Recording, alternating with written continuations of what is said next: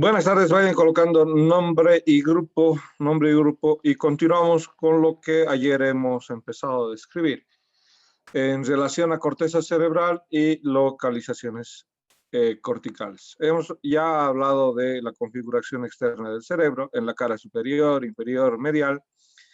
Le hemos correlacionado la importancia en realizar estudios a partir de algo que se llama el traumatismo encefalocraneano.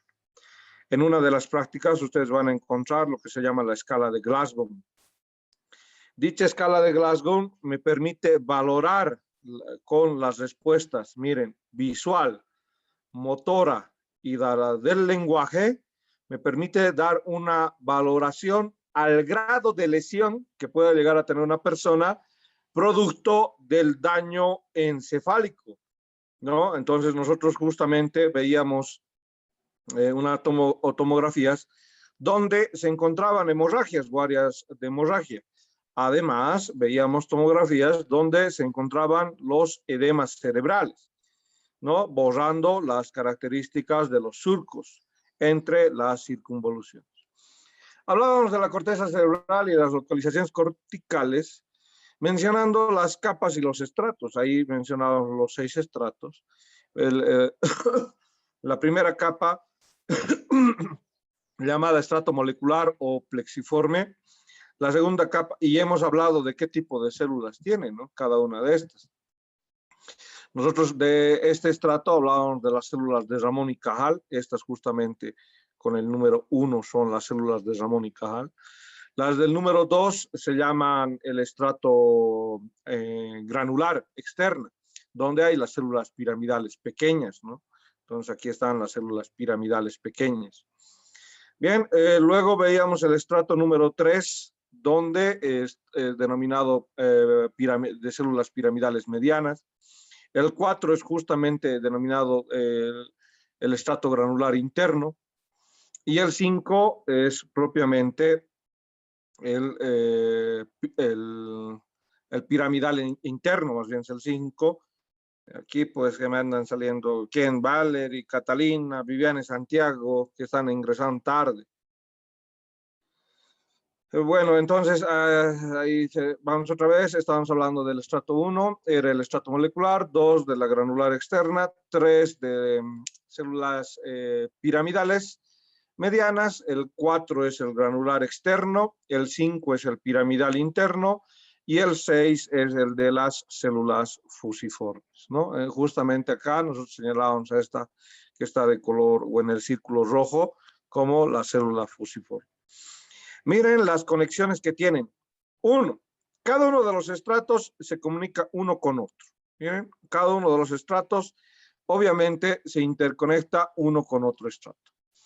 Y los mismos estratos que forman parte de la corteza tienen conexiones.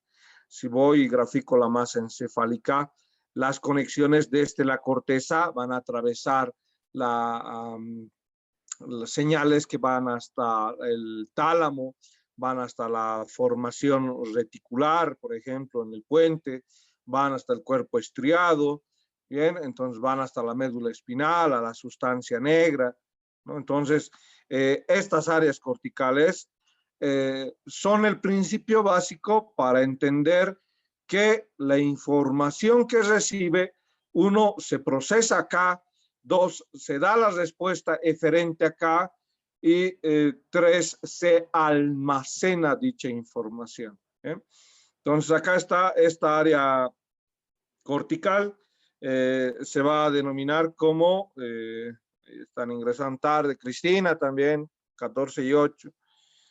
Los problemas de conexión se tienen que tolerar por ahora.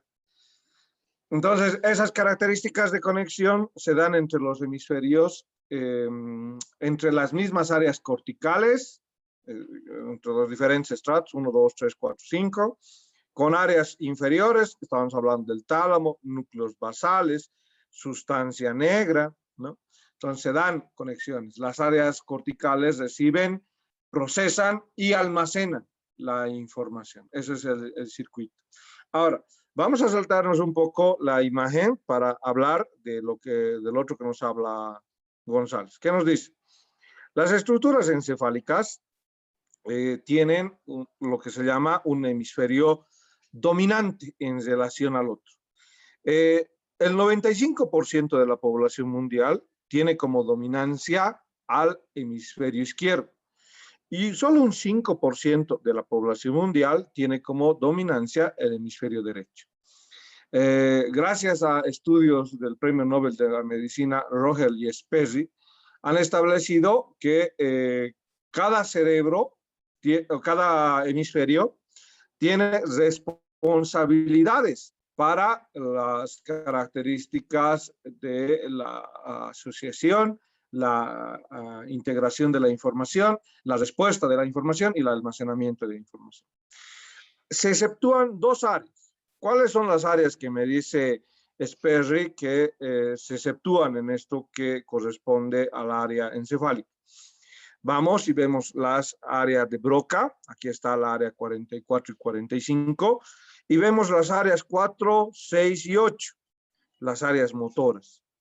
La área motora y la área del lenguaje son en relación al hemisferio dominante, estarán más desarrolladas en dicho hemisferio. Si la persona maneja la mano derecha, ¿cuál será su hemisferio dominante? El lado izquierdo. Entonces, si la persona escribe con la mano izquierda, ¿cuál será su hemisferio dominante? El del lado derecho. Esto no sucede hasta después de los 2 años. ¿Por qué? Hacia los 2 años existe el término de que ambos hemisferios son equipotenciales. Tienen el mismo desarrollo, tienen la misma importancia. Después de los 2 años de edad, se va lateralizando o homolateralizando las características de los hemisferios. Entonces, se habla del hemisferio dominante. Y en dicho hemisferio, además de lo que nos aclara Rogel y Sperry, nos dice que exceptuando las áreas motoras y del lenguaje, ambos hemisferios poseen responsabilidades en uno y en otra característica asignada. Lo mismo, si hablamos del lóbulo occipital y lo relacionamos con el área de la visión, entonces tanto el derecho como el izquierdo, me dice Sperry, el derecho e izquierdo tendrán la relevancia correspondiente, ambos hemisferios. Pero si se trata de la información motora, estamos hablando, y del lenguaje, entonces en el hemisferio dominante de ese individuo, entonces estará más desarrollada su área motora y su área del lenguaje. Funcionalmente complementarios, ambas estructuras en la mayoría de las funciones, existen diferencias notables del procesamiento de información. ¿Qué quiere decir? Cuando una persona domina el hemisferio izquierdo, la persona es más analítica, es más secuencial, domina la característica aritmética y establece juicios objetivos, es más organizativo, tiene un lenguaje hablado y escrito más desarrollado, es mejor planificador, es más racional y es más lógico. Sin embargo, las personas que dominan el hemisferio derecho sintetizan la información, lo ven a todo como uno. Eso es la característica holística, ¿no? Para ellos todo es uno. No hay la característica secuencial. No hay grada por grado. Todo es, se los llama grada simplemente. No primera grada, segunda grada. Entonces, globalizan esos conceptos. Existe también una característica de desarrollo para la parte geométrica y espacial. Establece juicios subjetivos, no objetivos. ¿Bien? Es un poco desordenado y tiene mayor establecimiento para las funciones de imagen y dibujo. Entonces, las personas que son artistas, verdaderos artistas, tendrán un mayor desarrollo del hemisferio derecho. Son espontáneos, son intuitivos y tienen un patrón que no siempre les lleva al relacionamiento lógico, ¿no? Entonces son soñadores, les encanta mucho estar en las nubes, ¿no? Ese patrón ilógico para los del lado de hemisferio izquierdo. Ahora, si nosotros estamos hablando de todo esto, ¿una persona puede tener estas dos características? Sí, puede. ¿Por qué puede tener? Porque estamos diciendo, hasta los 2 años, el individuo lo que hace es que ambos hemisferios son equipotenciales. ¿Un individuo puede hacer desarrollar los dos hemisferios? Sí puede. Entonces, en esos individuos que desarrollan ambos hemisferios, se habla de mayor coeficiente intelectual, tienen un mayor grado de IQ. ¿De qué depende de que yo logre estimular ambos hemisferios? Primer concepto para el sinónimo de inteligencia, ¿qué les he dicho? No me interesa que su masa encefálica sea más grande, sino depende de la mayor vascularización que exista en ambos hemisferios. A mayor vascularización, entonces, mayor procesamiento tanto del hemisferio izquierdo como del hemisferio derecho. Hay individuos que dominan el hemisferio izquierdo y dibujan excelente, sí, porque como he empezado la descripción de este tema anatómico y que González menciona con la parte fisiológica, es que la corteza, las áreas corticales en sus 6 capas, lo que hacen es estar interconectadas. Una con otra, primeramente en un hemisferio, luego estar interconectadas una con otra, con el otro hemisferio, y estar interconectada con estructuras basales como el tálamo, ganglios basales, mesencéfalo. Entonces, esa interacción muchas veces proyecta que el individuo sea, pues, y tenga las características de ambos hemisferios, ¿no? Los de hemisferio izquierdo, ¿qué están controlando? Controlan la mitad del lado derecho. Y los que dominan el hemisferio derecho, ¿qué estarán controlando? Los que dominan el hemisferio derecho estarán controlando las características de la extremidad del lado izquierdo, ¿no? Entonces, los que dominan el hemisferio izquierdo estarán controlando el brazo derecho, la pierna derecha, y los que dominan el hemisferio derecho estarán controlando el brazo izquierdo, la pierna izquierda. Había una creencia en nuestro medio, ¿no? Bueno, les hablo de, igual en la parte de Latinoamérica, muchas personas que tenían una característica cultural, cultural manejado y con poco conocimiento, que han venido al mundo para ser personas que dominan el hemisferio derecho, les han obligado a escribir con la mano derecha, ¿no? Ellos tenían que escribir con la mano izquierda. Entonces, se conoce de muchos casos y les han hecho un favor. ¿Por qué les han hecho un favor? Porque esos individuos que tenían que venir a dominar la mano izquierda, el pie izquierdo, ¿no? Y los padres que han forzado que el individuo vaya y domine el hemisferio izquierdo manejando a fuerza la mano derecha y el brazo izquierdo, son personas que han quedado con la característica de ambos, equitativamente, ambos hemisferios realizar funciones. Y eso le ha llevado a muchos individuos a desarrollar actitudes y aptitudes de ambos hemisferios, ¿no? Lo que les decía en una anterior clase, las áreas corticales, estas áreas corticales, van a estar divididas. ¿Cuál es la división? En el lóbulo frontal, por ejemplo. Ya nosotros hemos analizado la configuración externa. Vamos a tener una área que se llama la área motora primaria. Miren, coincide con el número 4. Se la llama motora primaria. ¿Bien? Es la área de Brodmann. Entonces, para describir las localizaciones corticales y la ubicación de la función que tiene cada una de las circunvoluciones de la corteza cerebral, se han citado 52 áreas citoarquitectónicas, como dice González. Esto es lo más relevante. Guyton, van a toparse con Guyton. Guyton dice 50. No, pero lo que dice González está bien. Son 52 porque hay actualmente 2 áreas más para la descripción de funciones. ¿Quién sabe mañana pasado tengamos 100 áreas, ¿no? ¿Por qué? Porque les he dicho, más que el universo profundo o el universo vasto, perdón, y el océano profundo. Entonces, la estructura encefálica es otra de las que nos falta mucho conocer.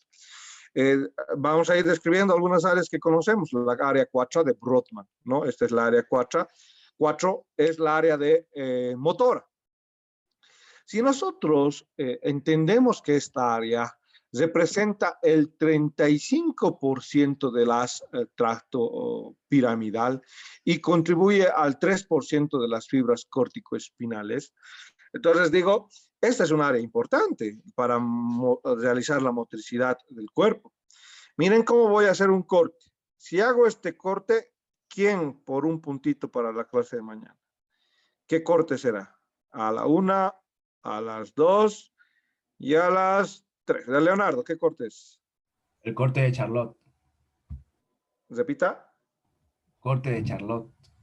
Charcot, Charcot, vértico frontal. Está bien, le doy el puntito. Gracias por levantar la mano. Está bien, Charcot. Charcot. Entonces, mire, entonces, si lo voy a cortar así, me lo bajo su manito, Leonardo. Me lo bajo su manito, Leonardo. Ya, ahí está. Voy a cortar. ¿Para qué? Para enseñarles la representación gráfica. Estoy cortando ambos hemisferios, derecho e izquierdo, por si acaso, ¿no? Ahí está mi corte de Charcot, justo a la altura del área 4. ¿Para qué? Para que entiendan esto que se llama el homúnculo de Penfield y Rasmussen, ¿no? Este homúnculo nos demuestra la expresión cortical motora. ¿Qué quiere decir? Hemos cortado el área 4. Este es un corte de Charcot, ¿no? O vértico frontal, donde en esta representación de Penfield y Rasmussen nos muestra las áreas motoras de importancia. Quiere decir, en esto, ¿qué será? A ver, otro puntito. Ahí, ¿qué será este espacio?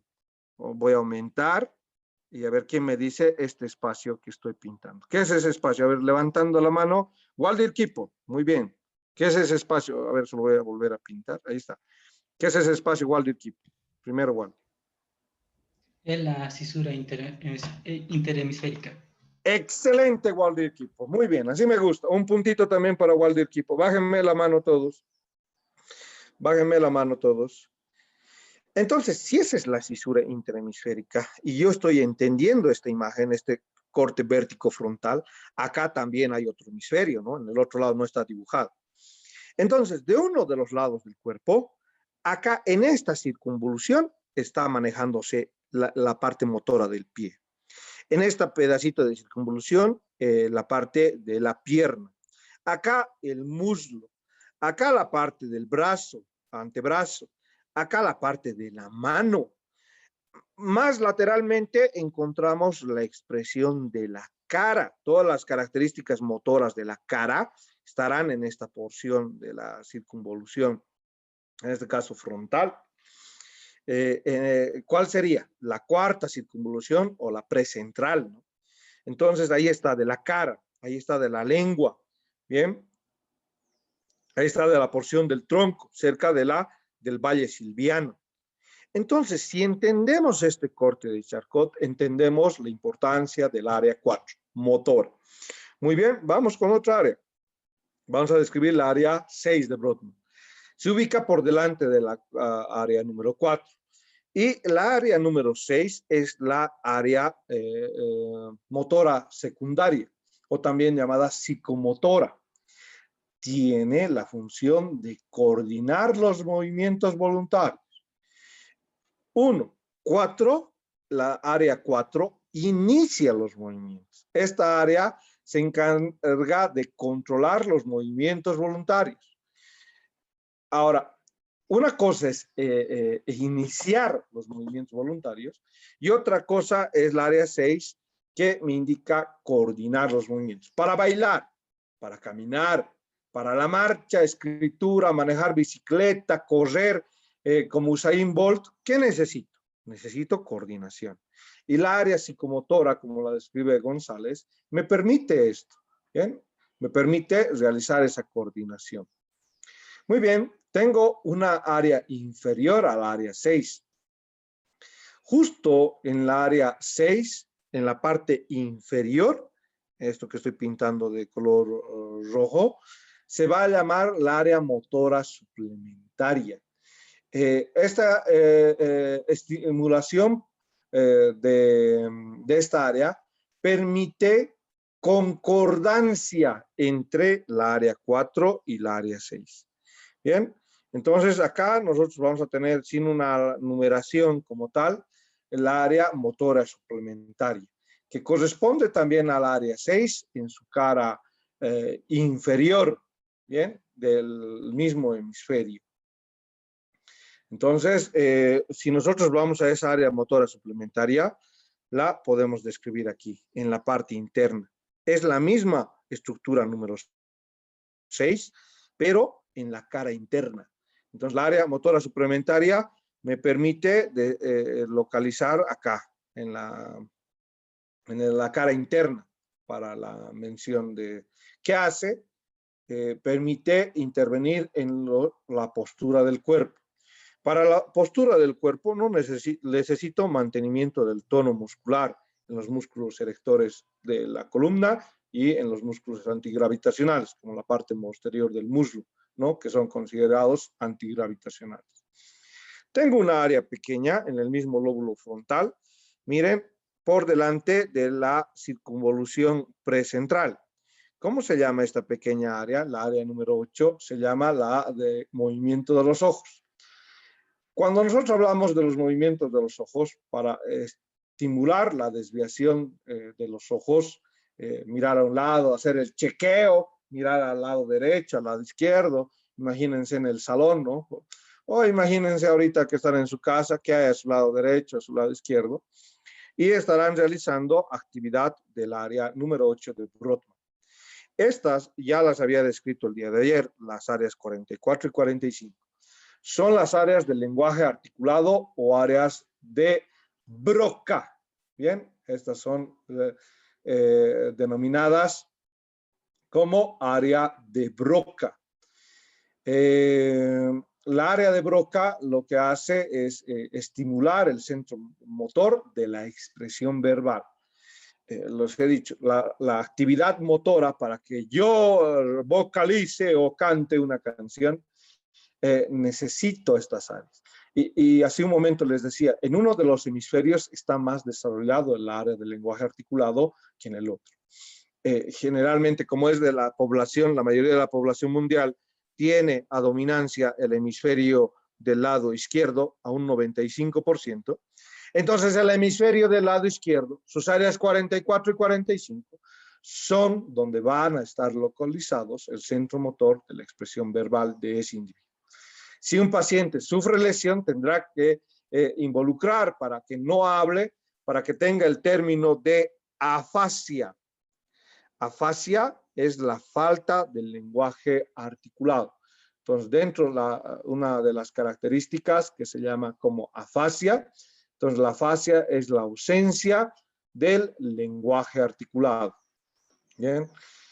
¿Qué características de otra, por eso entonces cuando tengan un paciente que tenga traumatismo encefalocraneano, como un caso que hemos explicado en una anterior clase, muy probablemente, si solo la paciente gesticula, sí, sí, no, sí,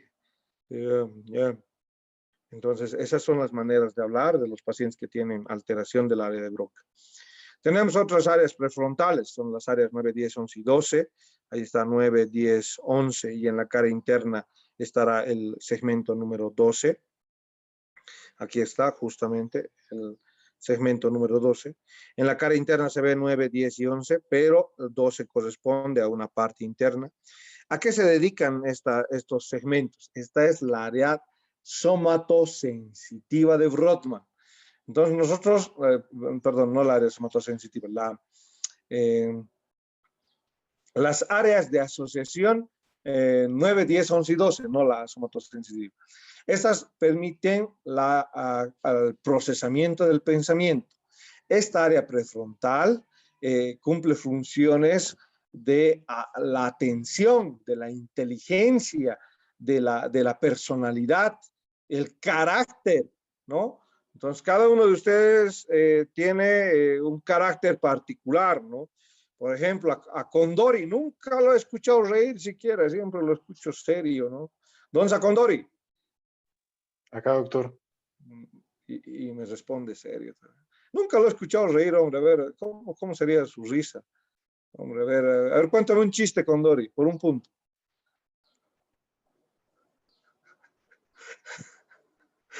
No me va a contar, ¿no, Condori?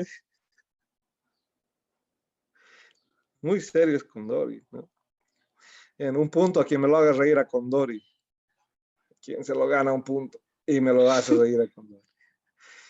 No, a ver, si mañana Condori me lo hacen reír a Condori, bueno, se ganará un punto. Entonces, esa característica del carácter que tiene cada persona, espero que no se haya enojado Condori.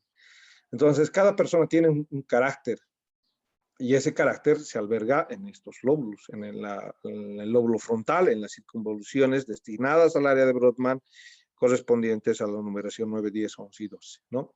La misma afectividad también va y se procesa, ¿no? Ahí la lesión de estas áreas produce alteraciones como conductas inapropiadas, la habilidad emocional. Han visto los pacientes psicóticos y los pacientes que sufren o tienden a tener alucinaciones, como los pacientes esquizofrénicos, los psicóticos, los paranoicos, tienden a tener alteraciones de estos lóbulos.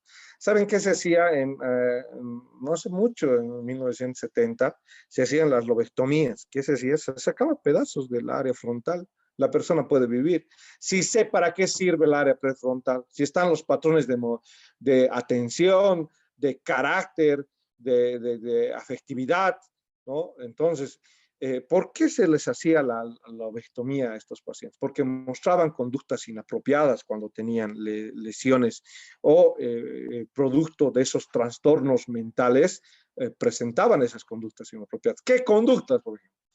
No, sin ir lejos, en las rotaciones de psiquiatría de mi persona, veíamos pacientes que se untaban con la materia fecal, toda su habitación incluso, ¿no?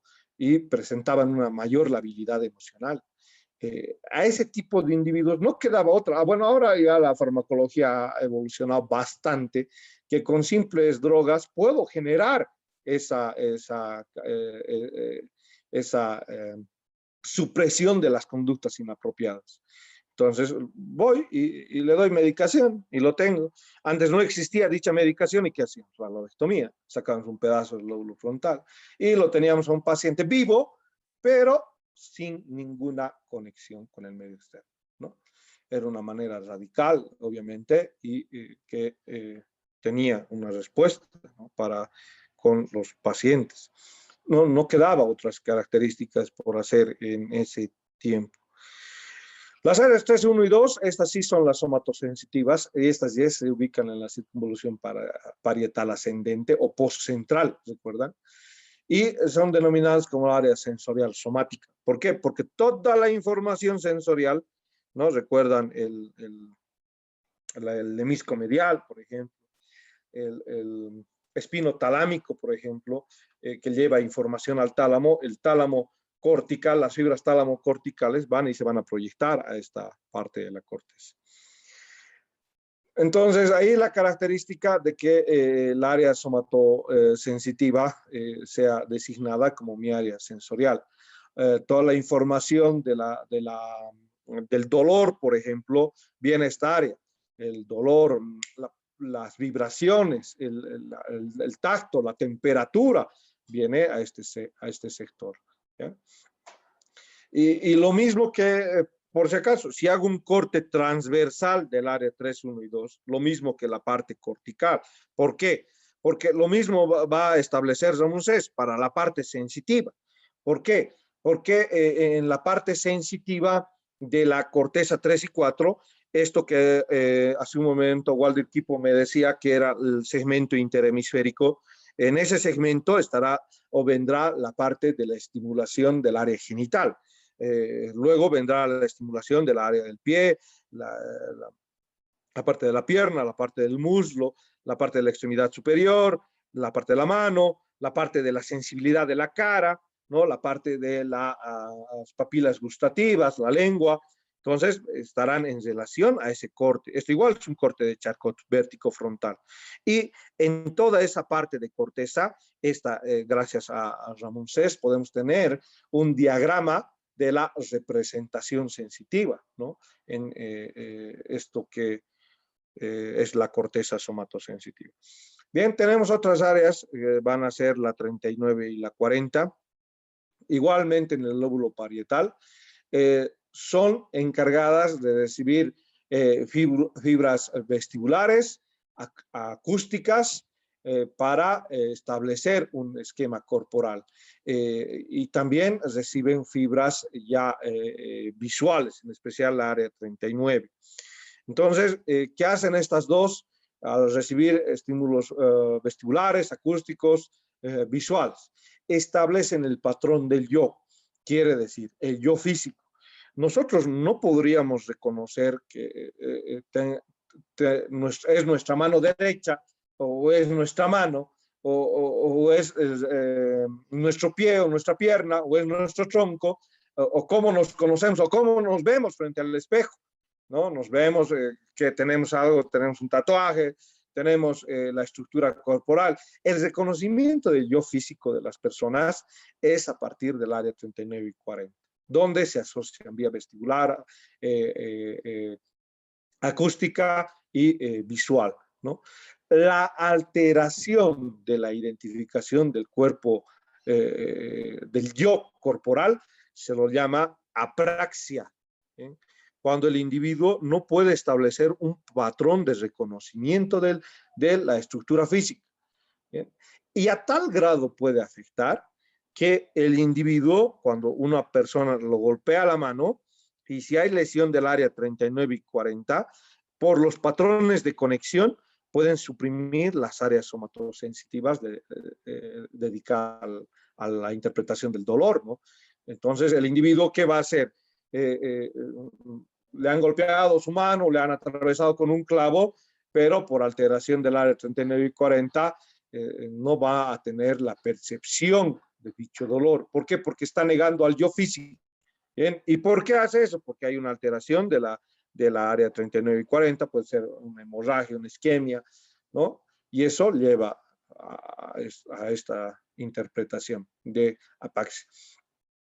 Justamente nosotros vamos a entender que si inferiormente a esto está lo que se conoce como el área visual, justo se relaciona con el área visual, estas áreas, la 39 y la 40, muchas veces o el origen de la dislexia es entre esta interconexión, entre el área 39 y la 19. Entonces, cuando existe una una alteración de la sinapsis entre área 39 y 19, hay lo que se conoce como dislexia. Y en la dislexia hay una transposición. En cuenta de escribir la B en este sentido, los individuos escriben la B de esta manera, ¿no?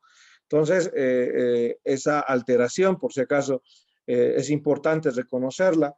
Y hacer reconocer, a veces está en nuestro deber formar a personas con profesores que si no hacen el reconocimiento temprano de la dislexia, lo que hacen muchos profesores, un 40% que no está capacitado en reconocer esto, es realizar un maltrato indirecto, ¿no? Hay muchos profesores que le dicen a uno el burro, tú no